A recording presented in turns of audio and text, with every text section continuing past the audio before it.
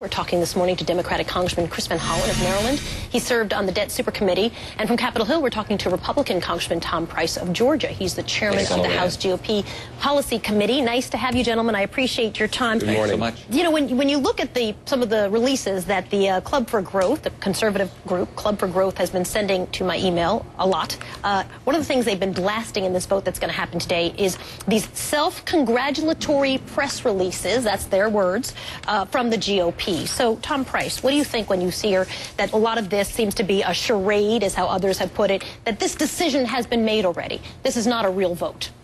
Sure. This is compliant with the law that was passed back in August, is to have a vote up or down, a vote of disapproval on whether or not the president ought to be able to increase the debt limit by $1.2 trillion. So it's following the law that was already passed.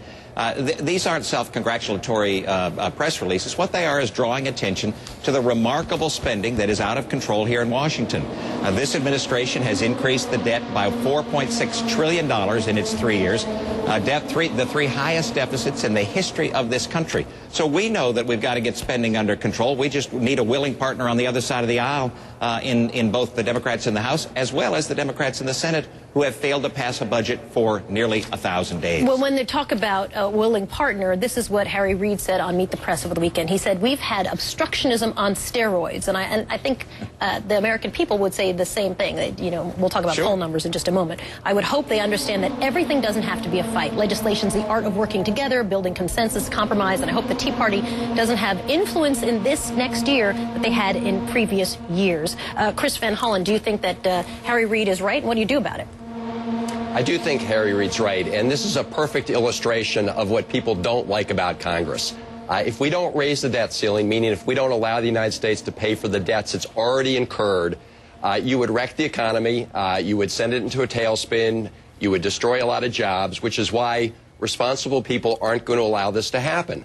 And what people really hate about the Congress is that people want to have it both ways. So here you have our Republican colleagues who last year voted for a budget that would add $8 trillion to the debt, that would require us to lift the debt ceiling, and now they want to pretend that they're not doing that by having this sort of symbolic vote. Let me ask a question to both you gentlemen. Do you think it's that the people are angry voters, the American voter is angry that people want to have it both ways, or is the American voter, and let's pop up those approval numbers, shall we, because they're really bad, which is 11% of Americans approve of the job the two of you are doing. And actually, you're quite close. Democrat, Republican, the numbers are really bad on both sides of the aisle.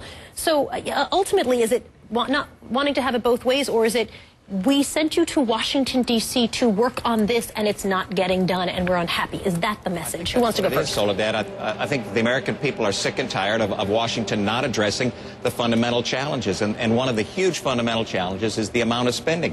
Look, Senator Reid has nearly 30 pieces of legislation that the Republican House, in oftentimes a bipartisan way, has passed and sent over to create jobs and to decrease spending. Our budget that Chris mentioned actually decreases the deficit over the 10-year window by about $6 trillion, and it gets us on a path to balance and paying off the debt.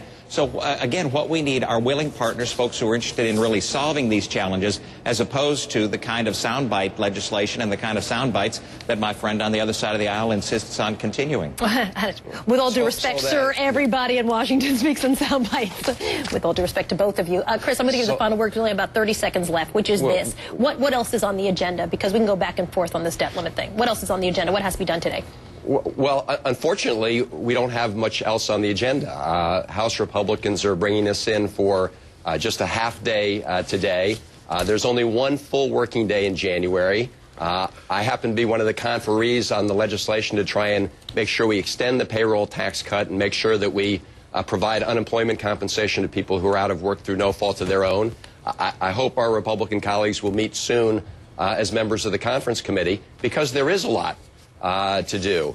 But just to close on this issue, the debt ceiling, I think every American knows that it would be totally irresponsible for them not to pay their mortgage.